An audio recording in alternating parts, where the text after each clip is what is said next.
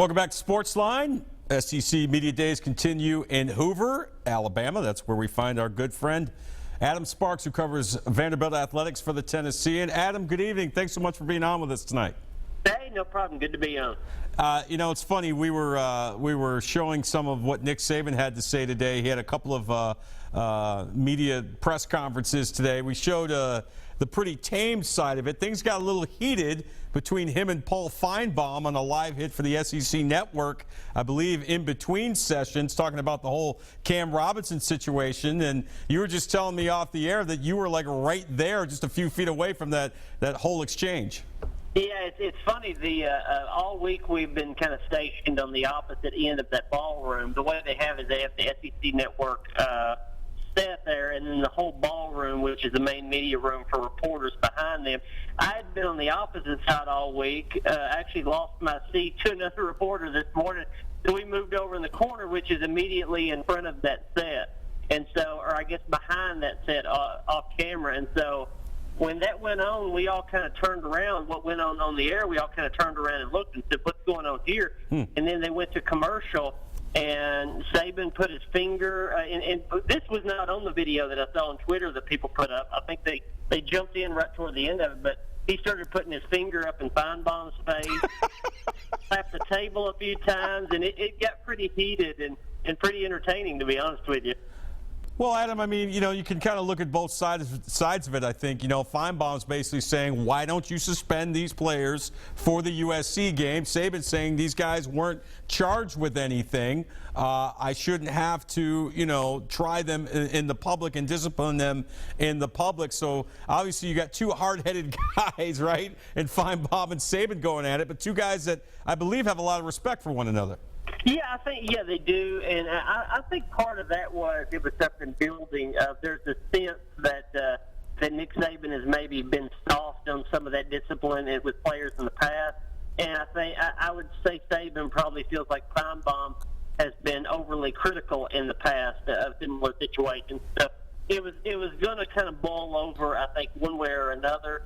But you know, if this happens at another school, there's criticism, but not as much, because you're looking at a defending national champion that's playing USC in the opener, and that's a game, if you're going to repeat as national champion, you got to win. So it's just more in the spotlight, but, you know, Alabama should be used to that by now.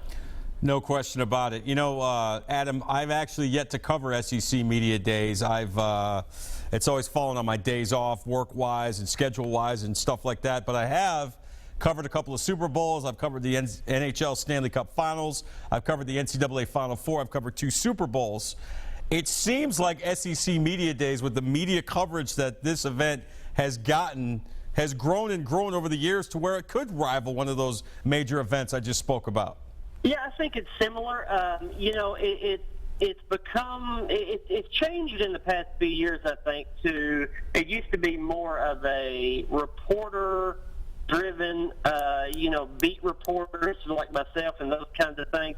It's changed from that more to a made-for-TV event, because there's so much of it on TV, there's so much of it on social media, and you've got, as I mentioned, in the main ballroom, you've got an SEC Network set, and then in the next room, you've got another SEC Network set, an ESPN set, and so a lot of it is staging of Media Day and making it a made-for-TV event. It's not what it was, I think, maybe 5 or 10 years ago, but it's, I mean, you know, you see coaches now that'll come in, and Dan Mullen will come in with, this is the shoe that I'm debuting this year, and Derek Mason has a jacket with the, you know, with the Vandy art on the inside of it and the anchor down on the sleeve, and you know, it's become almost a recruiting event for not just recruits, but really for fans to show kind of the personality of these coaches. Yeah, I understand there were more than a few crazy Alabama fans there looking to get maybe a glimpse of Nick Saban, right? That's kind of become a ritual every year, right? Yeah, I did. There's a funny video on a couple of videos that I shot on Tennessean.com right now, and one of them is I did like a fast forward, a hyper speed of Nick Saban signing autographs over about 7-8 minutes. And we speeded up to like 2 or 3 minutes in the video, and I slipped in beside him and his security, and I'm closer than any media member. I'm not sure how that happened, but had one arm around the security guy and one arm around Saban, and shot him signing autographs. And there was an Alabama guy there with a huge plank of plywood that he wanted to get signed, which he knew Saban did sign. Hey, Coach, you saw my 2x4, man. That's crazy. That's awesome. There's a guy that comes every year with a big national championship ring hat. There's a guy that's got a championship belt. There were, I saw him. I think they were there. I think they were there this time too. Last year, some elderly ladies came in with Christmas ornaments for him to sign. It's just a weird bunch. Alabama fans for you. All right, one more question about Nick Saban. I mean, with Steve Spurrier gone, I mean, he basically is the rock star amongst the SEC coaches in football, wouldn't you say? Yeah, I mean, he's the rock star guy, and now you almost have to divide it out, though. He's the main attraction because of Alabama, because it's in Alabama, and because they're a great team every year. There's a lot of talk about who would fill the Steve Spurrier kind of quote machine, and I think it's Brett Bielema at Arkansas. I think the count was like 10 or 11 times he used the word sexy in his opening remarks and podium work today. I mean, he was, he called his offensive linemen sexy. He called Arkansas' program sexy. He called some of their games sexy. He's a guy that likes to get out there and say interesting things, and that's certainly what Spurrier used to do. I don't know how I feel about that, Adam. But anyway, Adam Sparks joins us from Hoover, Alabama, site of the SEC Media Days. Adam, of course, covers Vanderbilt athletics for the Tennessean. You can read his great articles in the Tennessean, or you can follow him on Twitter at Adam Sparks. All right, Adam, a couple days ago, Coach Mason, with his nice new anchor-down suit, spoke to the media. You wrote a great article about how he had to kind of lobby for himself, though, the first part of Media Days to get some people to talk to him, and such is the fate of Vanderbilt football in the SEC. And I thought your points were spot on about how the fact that he's got to do a better job of selling the program, much like James Franklin was able to do. Maybe not enough to keep him to stay, but Mason enters year 3. He's finally got his first SEC win under his belt. They got to have a good season. They've got to be able to sell the program. It may not be to the level of Alabama or Georgia or Auburn or even Tennessee, but this is the year they have to start making some inroads, yeah? Yeah, and I think this year you saw him as just a more comfortable guy. I mean, a lot of people come to Media Days and they've got the 3 or 4 teams that they want to talk to and see, and obviously Vanderbilt is just not on the list aside from somebody like me that covers them every day. Right. And that changed a little bit on Vandy's day. I mean, a lot of people came out of it. You saw a lot of tweets from other beat writers. So the media members of Derek Mason won Monday. He won Media Days on Monday. And that's because he came out and he was energetic. He had a message. He was eager to talk. He was running up and down Radio Row and doing an interview with anybody that would talk to him. And you saw his personality, I think, more this year than we have in past years. I think that's an extension of what he did on the field this past year. Because he took over the defense this past year, became his own defensive coordinator. The defense was really good, so I think it built up some trust in how good of a coach he is. And I think it gave him some self-confidence and self-assurance that I have a value here. And so I think that made him come in with some, a little bit more beat his chest and show his personality to everybody. So, and they're going to have to be good on defense again this year to contend. I'm turning in my to compete within the SEC East. I'm turning in my preseason poll tonight, and you're looking at it and saying, well, okay, Tennessee's going to be the favorite in the East, and then you got maybe Georgia or Florida. Beyond that, the bottom 4 teams, you can kind of shuffle them around however you want. And Vandy was tied last year for 4th and 5th. And I don't see a whole lot of reason not to put them at about the 4th spot in the SEC East right now, because their defense will be as good, if not better. And I think there's some hints that the offense will be at least reasonably better. Well, let's talk about the offense a little bit, Adam. Kyle Shermer named the starter, and Derek Mason doing, I think the smart thing. Name your starting quarterback right off the bat, end any and all speculation, and go with one pony, as Adam Rodgers, a former Vanderbilt quarterback, said. How important do you think that was for Mason, Shermer, and the program that he, before preseason camp even starts, we know who the starting quarterback should be or is supposed to be? Well, I think it's probably good for absolutely everybody that has anything to do with the program, except for Wade Freeback, the backup. And it's a list of one, I think, because, Shermer knew he was going to be the starter, but I think it does help a young guy to say, you're our guy, and I'm going to publicly say you're our guy.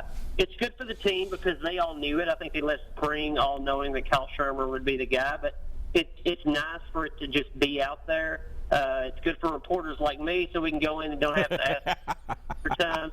And I think it was a very strategic move on Derek's side of it, that he needed to do that, not to save himself from answering the questions, but for players. Because as well as I do, last year we were asking anybody that could answer about the quarterbacks. You're asking the defensive backs, what's it like in practice? Who's better in practice? And right in the center, who calls a better play? Right. Derek did not want the entire team to be answering the same question over and over, and this was the easiest way to solve that.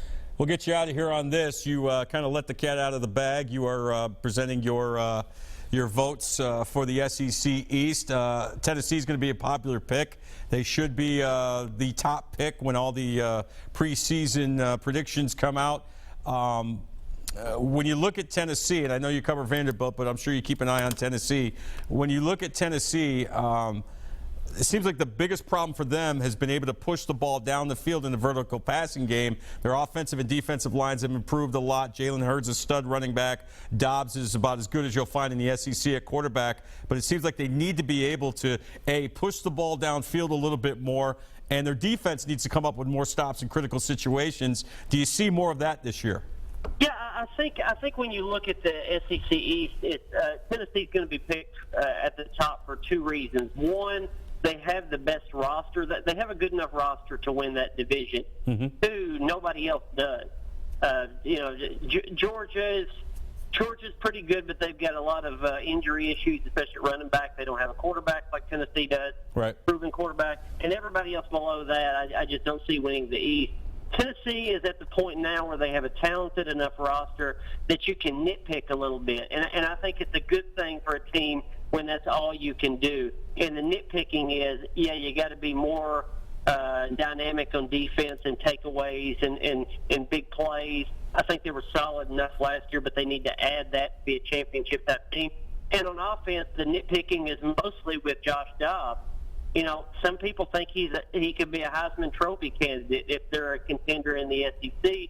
Some people think he's just a little better than a mediocre quarterback. I think the difference is, can he throw the ball downfield? Yeah. Last year he was an okay passer, but he came into media days yesterday basically answering the same question. Yes, I can pass. Yes, I'm a real quarterback. I'm not just a running threat, and that's it. And it's a reasonable question because he had some issues throwing the ball last year.